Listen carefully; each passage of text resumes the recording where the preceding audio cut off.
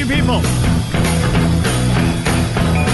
Anna DeBlantis in the studio with us today. She's doing double duty. Yeah, double. What did Steve Cochran call it again? Double dose of DeBlantis without the double paycheck. But you do this I like it. For the love of the game, right? Isn't this sort of like how Jordan played for many years? Oh, I remember filling in with you at another radio station we don't talk about, and I didn't get paid there either. But it was just fun to be in the studio with you, Rose. You never got paid for that? No, never. Really? Not one paycheck, but it was just lovely to be with you. Oh, you know what I think we should do? Those 7,000 times. Yes, and it was lovely to have you. What I think we should do is we should union grieve them. Union grieve their asses. All right, and Walter Jacobson, the great Walter Jacobson, is with us as well. And I want to say that Walter, yesterday we were doing this and we were making predictions, and Sylvia Perez and I agreed that no, there was not going to be a runoff. And Walter said, hey, wait a minute. He used his decades of experience to say, I don't think I agree with that. And but you said you didn't know for sure, which is what, they're always a very safe place to be, which is true because none of us do. But your instinct said, yep, look out, here it comes. Yep, because I think that Rahm just had the kind of problems that he wasn't able to get around, and he wasn't aware that it was going to hurt him that much. He knew he was in trouble. He knew it a couple of months ago, but he didn't think it was going to be this serious. The main problem was Willie Wilson, and you're going to talk to him in a few minutes here today. Yeah. Chewy Garcia's coming up in a few minutes. I think the votes that he got did it. And I think Rahm's got a really hell of a ride in front of him. I don't know what he would do. I don't know what I would do if I were Rahm right now. He surely can't tout his record. He did that now for so many months. It didn't make much difference. Well, I mean, but let's not overstate this either, because he still got 48% of the vote, right, in a 5-person field. So, and Chewy would have to get 50% more votes than he already got. So another half, and that's a big number. But the campaign now is going to, if we press it, be about the issues. Because when you have 5 running, you can't get any clarity from any one of them on where he stands on the issues. I don't think Rahm can count on the vote that's happened in the past. I don't think that Rahm's totals, they were good, but I don't think those totals are going to really stick with him unless he can somehow figure out how to get the attention off the ethnicity issue, which always has been a major Chicago driving force in elections. He's got to change his strategy. Would you agree with that? He can't continue. Oh, for sure. Yeah, and the money's not going to do him much good anymore. Oh, yeah, it is. The purpose of money is to identify the candidates who are not familiar with the voters and give the candidates who don't have the kind of exposure. Or dirty up another guy. Well, okay. And he's going to dirty Rahm up take Chewy. That chance? Oh, for sure. For sure. They were doing it in the last couple of days. All right, we'll talk about it. Anna, what is your I was wondering, because I did listen to you yesterday, and you were one of the only voices I heard in all the media I consumed yesterday that said, hey, I see a runoff here. So thank you for bringing that to everyone's attention yesterday, because it really made me think. But I guess the question I'd say is, do you agree with the Rahm Emanuel camp when they say, like David Axelrod, hey, this is a protest vote? And when people actually are going to look at a runoff in April and they're going to say, who can really lead the city and handle budgets and all this other stuff that's necessarily part of the mayor's office, they're not going to say Chewy. If things were right, that's how it would go, that people would try to determine who could best run the city because who has the most experience in dealing with financial crises.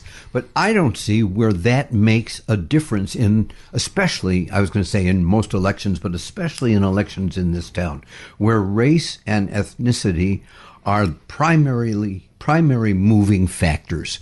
If Chewy Garcia looks into the camera and sometimes speaks a little Spanish and has that warm, pleasant look, and people are motivated by what the Hispanics did for him this time around, the issues won't matter as much as the personalities. And God, it's not good, and it's sad that Chicago votes so much on race and ethnicity. Well, here's an interesting look at race and ethnicity for a moment, which is you have over a dozen runoffs in black wards. Right. And let's face it, I mean, these maps are drawn along racial lines as much as they are around anything else. Right. And in order to maintain power bases for politicians. And in this case, in these about 15 runoffs, if you look at the vote totals in those wards were low, which is why you have runoffs, including on some incumbents, right? Or perceived to be incumbents because they're former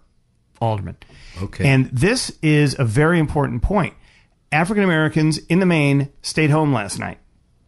And if they stayed home, and when they come out on April 7th, where do they go? Do they go for Chuy Garcia? Do they believe in his populist messaging and pro-school teachers union and all of that? Does that have traction in the African American community, or does Rahm Emanuel's presence with the President of the United States and all of that? Is he a factor in this, Anna? Sorry. That's okay. Are you sorry for the question, or are you sorry just for the thought of it? I don't know. I tend to agree with Walter. I think this is a city of neighborhoods, and I think that people, when I talk to the school teachers I know, the police officers I know, the people who hold union jobs, public jobs, there's a real message here that Chuy has that resonates with them, and it's not just a protest vote. That's something that if he carries beyond, that it could really mean something. Walter? Hasn't Chuy got a lot of momentum right now? It's the big mo, like coming off of halftime at the Bears, and the Bears had a fine second quarter, and they're really up. I think that's what's going on now. Well, they're not up, though. I mean, they've had a fine second quarter against a team that they didn't think they were going to win against, and now all of a sudden you're at halftime. You're 100%. This is a great analogy because you're at halftime, but they're still down by a field goal, and they still got to win. And there's a whole other half to play here. And now, and let's face it, the money that was spent in this election cycle was only really in about the last 4 weeks. Now they have 6 solid weeks. So you asked the question about where does the money go? You best believe there's going to be money spent by Rahm Emanuel, again, trying to brandish his image. He'll use different spots. He'll have the money to produce different spots. And more importantly, he's going to go after Chuy. They already started it about 5 days ago, when they ran that thing about Chuy Garcia taking whatever the exemptions, homeowners exemptions on. And it was a pretty much unfair commercial on Rahm's part, because that whole business was settled by Chuy Garcia a long time ago. If Rahm Emanuel goes after Chuy with negative ads, and certainly Rahm is a master at that. We don't know what tricks Rahm has up his sleeve, because this is the kind of stuff he really works. And Rahm doesn't have to put his name on him anymore. It doesn't have to be, that's right. This is Citizens United. A PAC can run whatever they want. But of course they can. But don't you think that when you see the ads and they're anti-Garcia and they're uncovering some of what little things may be in Garcia's past, that we will assume that they were done by Rahm's people? Sure, we will. We'll have to. Who else would they have been done by?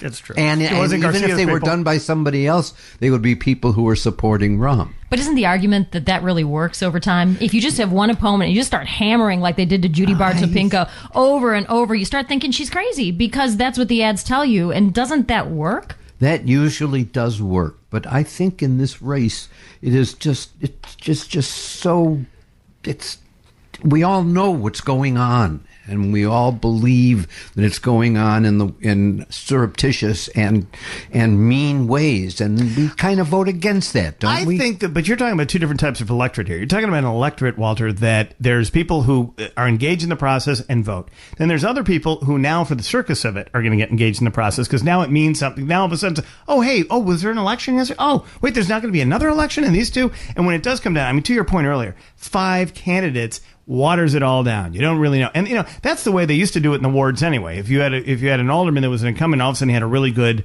opponent, the incumbent dumped 3 more candidates in to say the meanest stuff about him, about the incumbent, right? Yeah. So that to build unity around that. All right, we'll talk about this.